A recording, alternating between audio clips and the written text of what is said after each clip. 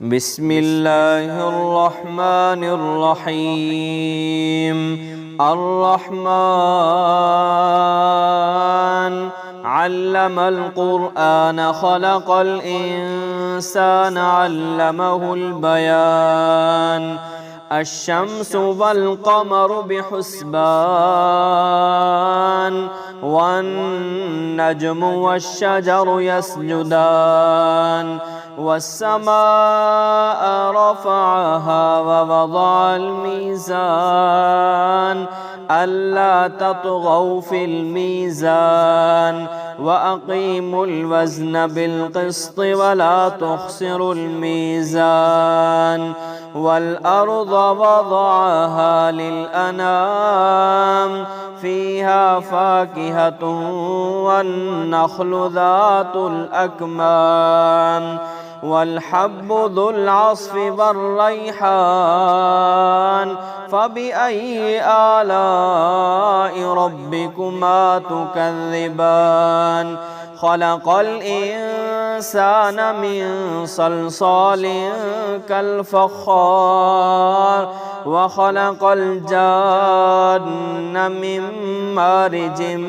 من نار فبأي آلاء ربكما تكذبان رب المشرقين ورب المغربين فبأي آلاء ربكما تكذبان مرج البحرين يلتقيان بينهما برزخ لا يبغيان فبأي آلاء ربكما تكذبان يخرج منهما اللؤلؤ والمرجان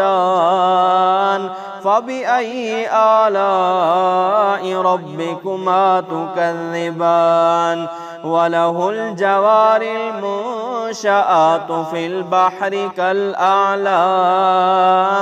فبأي آلاء ربكما تكذبان كل من عليها فان ويبقى وجه ربك ذو الجلال والإكرام فبأي آلاء ربكما تكذبان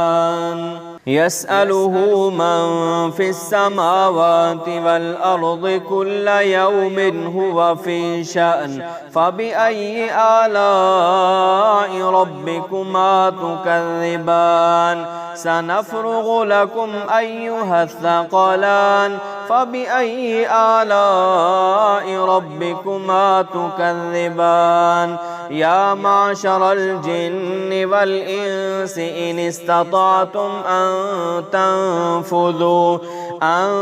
تنفذوا من أقطار السماوات والأرض فانفذوا لا تنفذون إلا بسلطان فبأي آلاء ربكما تكذبان يرسل عليكما شواظ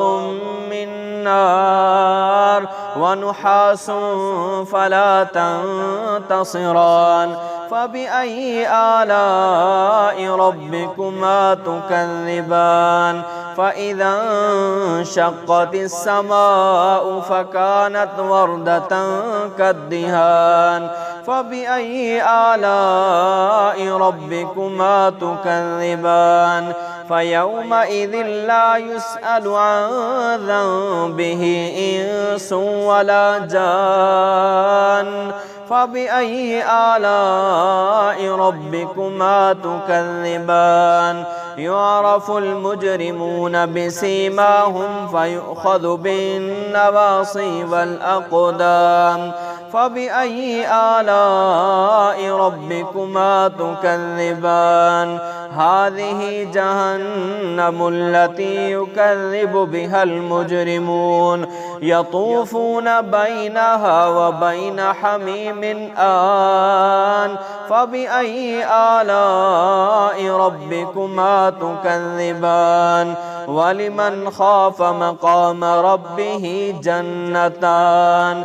فبأي آلاء ربكما تكذبان ذواتا أفنان فبأي آلاء ربكما تكذبان فيهما عينان تجريان فبأي آلاء ربكما تكذبان فيهما من كل فاكهة زوجان فبأي آلاء ربكما تكذبان متكئين على فرش